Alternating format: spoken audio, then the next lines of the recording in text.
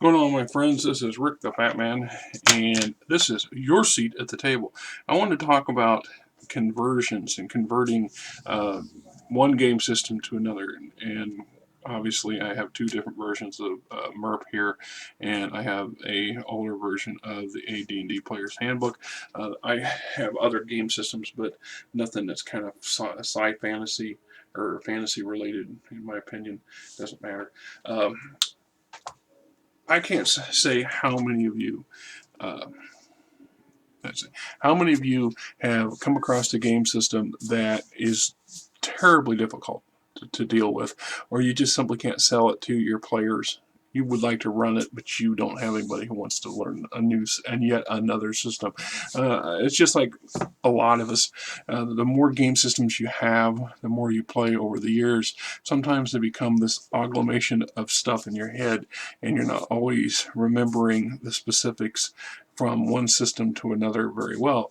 Another possible issue or scenario would be is that you have a favorite uh, campaign world, and you like and enjoy running things in that campaign world, but you come across a new game system and you're wanting to figure out a way to use the mechanics for the new game system in your existing campaign world, or vice versa.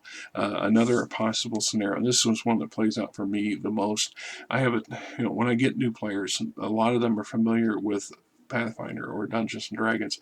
They are not familiar with some of the more obscure stuff or older stuff or newer things, and they're resistant to it. Oh, I don't want to know. You just tell me what to roll. Well, that puts the burden on you as the GM, and that's not necessarily acceptable with a lot of the concepts of player GM agenda and understanding. There's terms and it's slipping my brain at the moment. I apologize for that. But the general idea being is that there are ways to convert one system to another and fairly painlessly, depending on how you want to look at it. And though you can make the argument, I have no reason to do that. Why would I do it? No good reason, right? I mean, you have your own reasons for doing it. I have mine, and like I said, I have played in MERP many times, and I was quite familiar with the D100 percentile system and comfortable with it. I actually find that it has a lot of options and availability. It simplifies some of the more complicated, complex mathematic issues that come up in D12 systems or D6 systems, and even in the D20 system, although by far the D20 system is the smoothest out there and the easiest to learn for the majority. If you look at the basics, we're not talking about all the extra additional material that you can apply or come into later supplements, because this is where it sets apart a crunchy, rule heavy game system and a rules light system. In truth, and I get a lot of negative commentary to this effect, but there are no such really defining factors here between rules light and rules heavy. Every game system ever created, for the most part, is as you choose to run it. So if you choose not to have all the extra bells and whistles, all the needed, some people require additional rulings, and you can choose to forego those. You can basically streamline and simplify any game system you want to play. In this case, MERP, of all the game systems I'm familiar with, Middle Earth Role Playing Game System by Iron Crown Enterprises is the most progressively, somewhat aggressively about giving you the ability to alter the system. It acknowledges that perhaps you would rather play Dungeons and Dragons, but you would like to play it in the Middle Earth setting. And here they give you all the mechanics to convert. And the conversion mechanics are really actually pretty simple, although it's something that's different to those who have never experienced it. So that being said, I mean, this would be the first edition. This would be a variant of the second edition rules, or an updated version from the original. I mean, depending on how you want to look at it. And let's see what, you know, we'll set these aside. They're just there for props. I'm going to use this particular supplement, Ardor, because I just did a video on it. And In every supplement produced by Iron Crown Enterprises for Middle-earth, there's a section in the front, and now they vary in detail and length. So I picked this one because it's fairly extensive for most of them.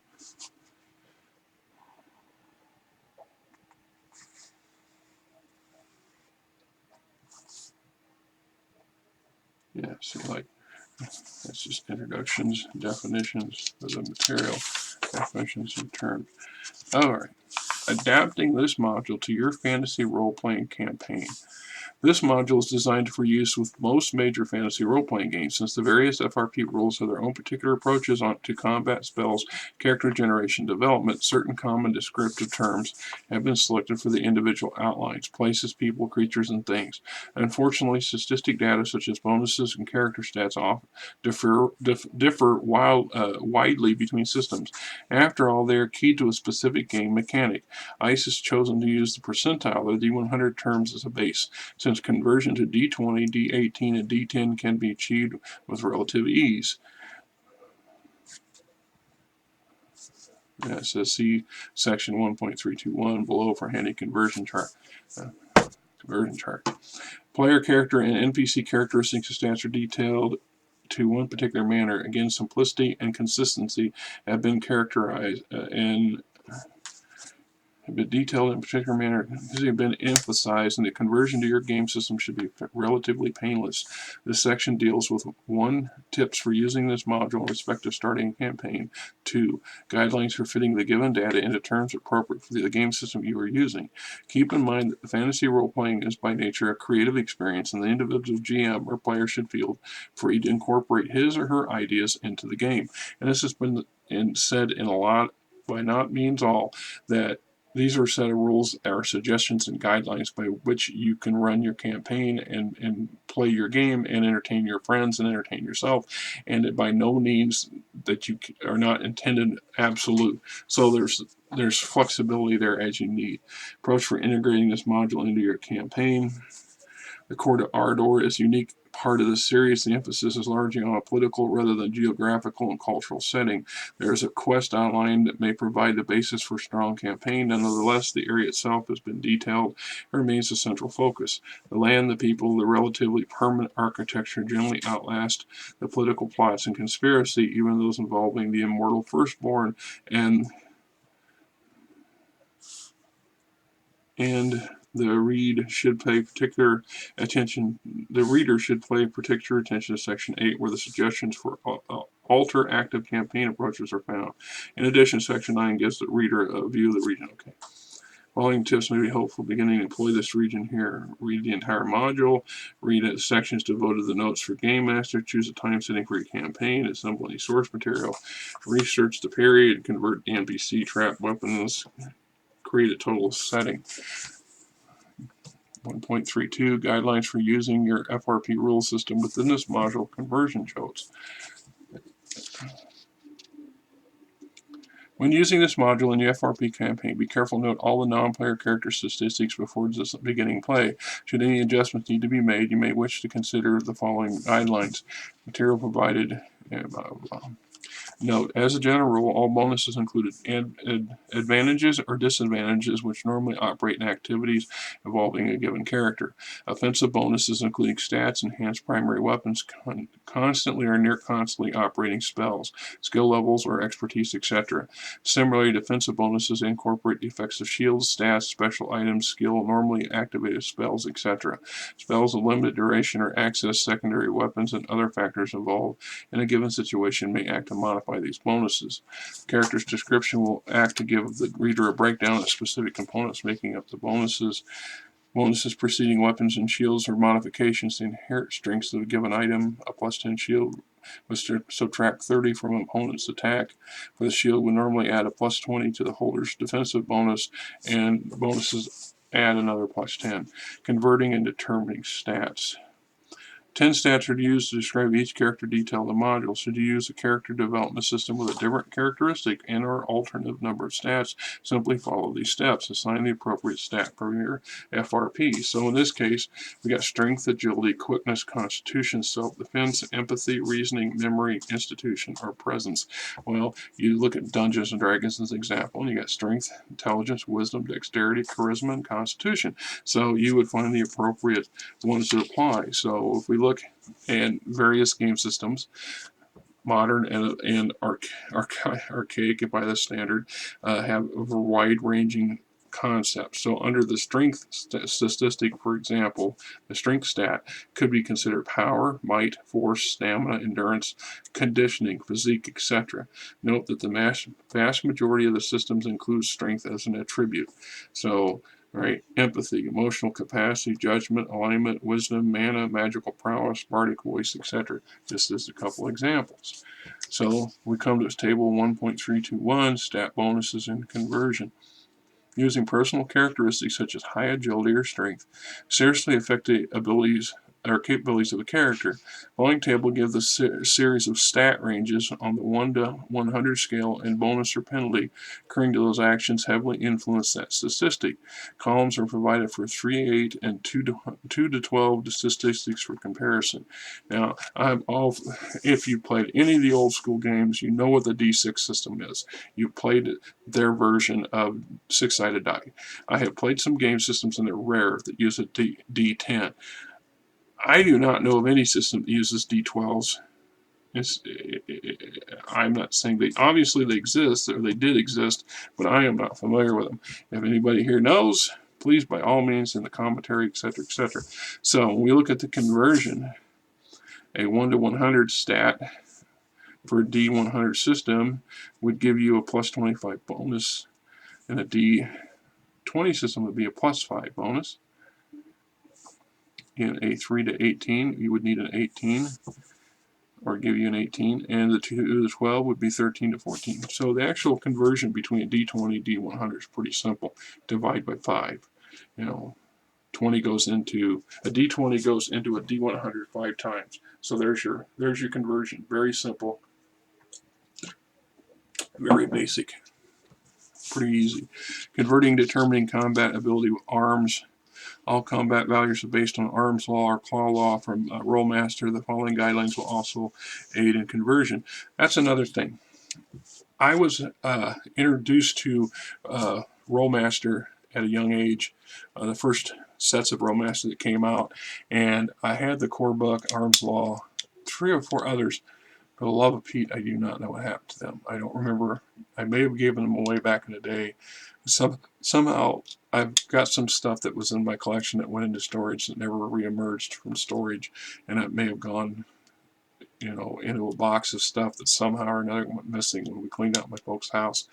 I do not know. I do know though that MERP, the rule books, are heavily influenced by Rollmaster because it's created by the people who created Rollmaster. I mean, it's not a rocket science, and you can get most of Rollmaster's material books off of the internet from Drive-Thru RPG, for example, fairly cheap, and in some cases free. So you can get a PDF of pretty much all those books if you chose, and it's a very comprehensive system. There's some. I'm not here to talk about Rollmaster, but there's some good stuff in them, and there's some system charts that I really liked about them. But the stats, the concept of how the MERP's core rulebooks operate, very similar to Rollmaster for all respects. There are some variants and some detail differences, more geared to get the flavor of Tolkien's world, because once again, if you're an avid player, an avid gamer, you know there's huge differences between, and sometimes very subtle differences between campaign worlds or worlds and realms. If we want to look at science fiction as a clear cut, science fiction, Star Wars, Star Trek, Halo, right? 40K, space opera. The list goes on. These are all science fiction, sci-fi, fantasy game systems, and so they have a lot of common ground. but the common ground there stops and wildly varies based on what the constant idea of the game is. So if we look at Star Wars, it's high adventure, and compared to Star Trek, which is more of a cerebral, neo-realistic mindset approach to the game. You know, debate me, make your comments. Converting and determining combat adds, see, strength and quickness bonuses. Combat adds based on levels, armor types. This is one of the things I liked about this particular system and Rolemaster is and this goes to the rules crunchy or rules heavy kind of set, but they give you a wide range of potential material, and you can take from it what you need. So from here, armor types, the most crudest of armor is skin or light or normal clothing, and then robes all the way up to full plate, half plate, etc., etc. Defensive bonuses. And we have over here converting spells and spell lists. Spell references provided here are in the form of lists, grouping each of related spells drawn from spell law. FRP system using rules which provide the learning and development spells through colleges or along specialized lines employ concepts similar to those used in this module. Many systems, however, dictate player characters or NPCs undertake to learn but one spell at a time, often with no requirement on a subject matter or effect relate to the particular background or pattern. Converting NPC spell lists to individual spell counterparts will be more difficult, but can be achieved with relative ease. One of the ways I got around that, because what they're saying basically is the concept of spells and what they do and how you approach them can range quite widely compared between the various fantasy role-playing game systems. Yes, Frankie, what you want? Yeah, you gonna come up here? Yeah, Frankie the shelter cat? Is that the shelter cat? Huh? Right there? Are you just show? Right? Yeah? Where? Yeah. Say hi to the people. Huh?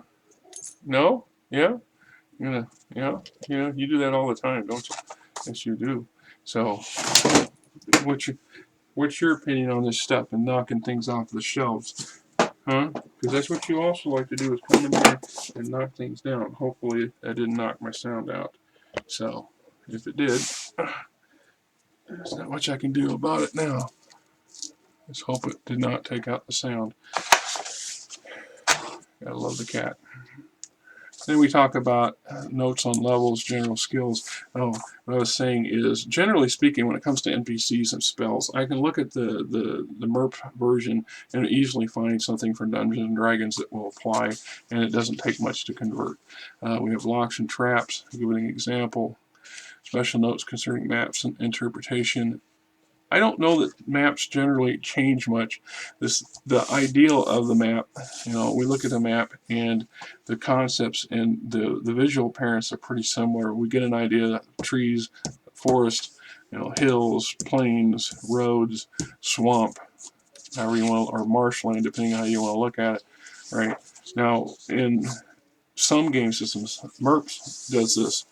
All right, so this is the player's version. This map would, if the players had access to a map of the region, this would be the map. Or if they have general knowledge, enough knowledge to be comfortable with it, we could leave the map on the table for them to enjoy or encourage them to create their own. The GM, on the other hand, has a far more detailed map. It's smaller. You could copy it and blow it up if you wanted to, but what it sets it apart is it gives you some basic things like we're mocking over here, but you can find the giant elephants, the mimicking, and the people. This is who lives and operates in this general area, the wilds. And here's somewhere in here is number 10, and number 10 is the Amrex Darius, some kind of ruin sits tucked away in here, and this is a wilder area, except for this one over here. It's got the Hathorians that are inhabiting it. So here's their capital city, Hathor, etc., etc. So much more detail-oriented stuff in here. And the conversions, they're not really. I don't think that there's an issue with converting one game system's map system to the next. That's just my opinion on that. So when we're talking conversions, in changing and altering game systems from one system to the next. I believe that there's a good value in sticking with something you're comfortable with. If it's just for the sake of ease of time constraints, sometimes we can become very invested in a brand new game system and find it difficult to carry that game system over to our players or our friends and associates, or find a GM who's willing to run that system. This is a topic that's come up a few times, and had some pretty detailed conversations with a few other people in the hobby about the concept behind it, that a lot of times players tend to shy away from all the bookwork, the amount of material, time, and effort it takes to actually master a new game system. It's easy to sit there and say, oh, hey guys, I found this. I want to play this. I want you, to run it, so you go and learn this. And then I can sit back and play and enjoy it and have fun. And you can go and tear your hair out, go gray, go bald, trying to master the system. When the truth is something that a player, what sets players apart from from a game master, a game storyteller? There's a lot of answers in right or wrong in there, and one of the big ones is trying to master yet a new system. So if I were playing Dungeons and Dragons most of my life, or Pathfinder most of my life, or Tunnel and Trolls, what have you, and suddenly we get a bug in our butt that we want to play in Middle Earth, or we want to play in Faerun, and we don't have all the bells and whistles with a handful of books, we can convert the rules we need to play in that environment, or we can just superimpose what we know over top of that environment, and everything becomes pretty easy. It doesn't have to be crunchy. It doesn't have to be, chewy. It doesn't have to be absurdly simple if you don't want it. It can be whatever you want it to be, because at the end of the day, that's what this is about. This is fantasy, and this is having fun and enjoying ourselves, and not tearing your hair out and becoming frustrated because of some nuance you just simply can't convert to, or can't buy into, or cannot get your players to buy into, or. So, till next time, this is Rick telling you the main gist of the day is to play, is to enjoy yourself, have fun, and remember, every day is a special day because we only get it one time.